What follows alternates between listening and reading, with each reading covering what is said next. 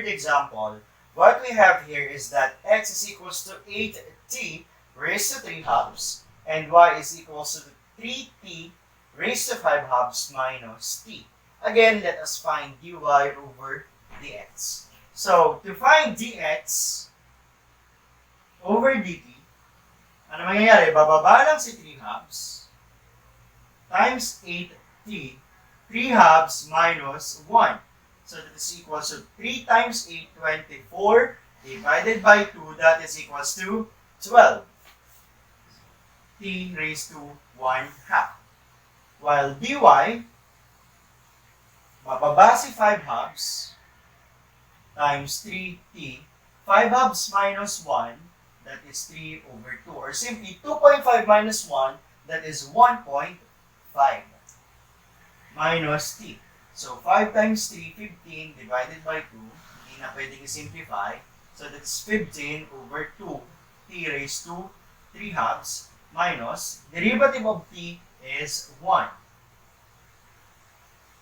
Okay? And pwede mo nang gawin is that dy over dx. Okay? So, 15 over 2, t raised to 3 halves, minus 1, all over 12t raised to 1 half. So, i-simplify ko lang to.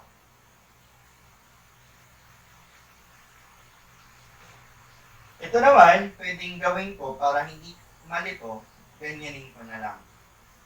Parehas lang po. Yun. So, 15 over 2, or 15, t raised to 3 halves, 2 times 1 is 2, all over 2. So, nakita niyo ba yung ginawa ko?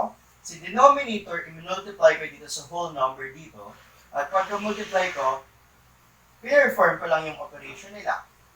So, pwede ko na bang i-simplify? Pwede na.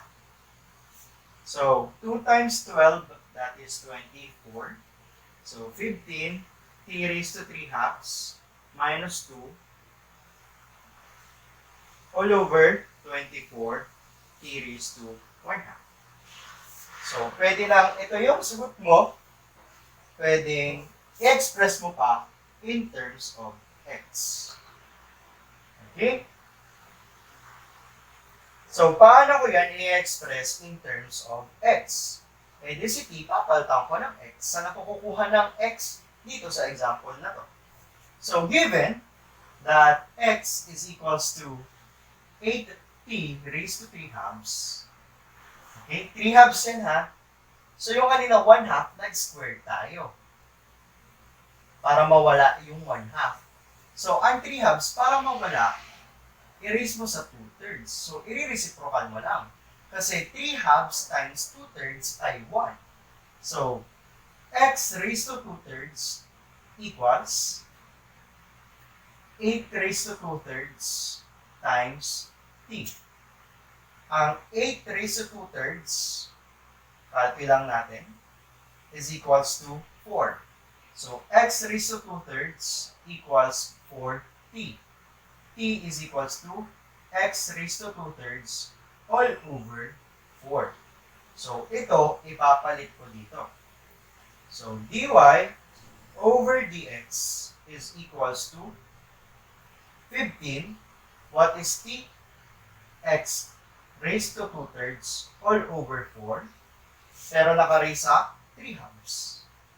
Minus 2 all over 24. What is t? X raised to 2/3 all over 4 raised to 1 half. So, 15 times x raised to 2/3 raised to 3 halves. Diba yun ay equals lang naman sa x. So, 15 times x. How about 4 raised to 3 halves? 4 raised to 3 halves. Kalpin natin. That is simply equal to 8. Minus 2. So, 24. X raised to 2/3 times 1 half. So 2/3 times 1/2, x raised to 2 over 6, or simply, kung titingnan mo, makakancel lang naman at ang matitira na lang ay 1/3. How about 4 raised to 1/2, or simply square root ng 4, that is 2. Yun na. So, simplify natin. 24 divided by 2, that is simply equal to 12. 15x over 8 minus 2 all over 12x raised to 1/3. Pag sinimplify ko to, 15x minus 16, kasi 2 times 8, all over 8 times 1 over 12x raised to 1/3. Kita nyo ba ba? So, 15x minus 16 all divided by 8 times 12, which is 96x raised to 1/3. So this is our dy over dx with respect to in terms of x, and this one is in terms of t. So again, nagmanipulate lang tayo para ma-express natin ang t in terms of x. So copy your notes.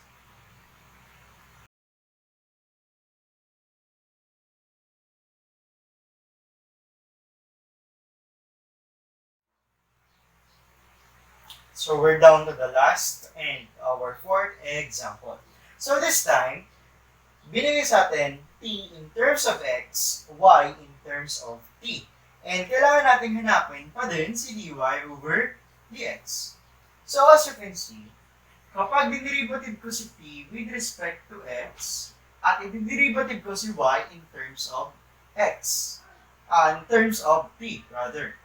So as you can see, dy over dt times dt over dx, you will arrive that makakancel lang si dt at ang matitira lang ay si dy over dx.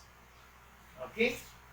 Kung ngayon pinag-divide natin, ngayon pinag-multiply natin, para ang matira lang ay si dy over dx. So kung kukuhain ko si dt over dx, or derivative nito with respect to x, so ano mangyayari? Bababa si 3, dahil bumaba si 3, babawasan ko ng isa.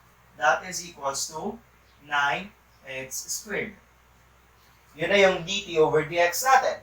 While si dy over dt, that is equals to 8t. O simply 2 times 4, tapos 2 minus 1, kaya 8 yun na lang. So, multiply ko lang dy over dt, which is 8t, dt over dx, which is 9x squared. Yun na yung ating dy over dx. Okay? Pero, magulo kasi in terms of t, in terms of x. Dapat kapag t, t lang, kapag x, x lang.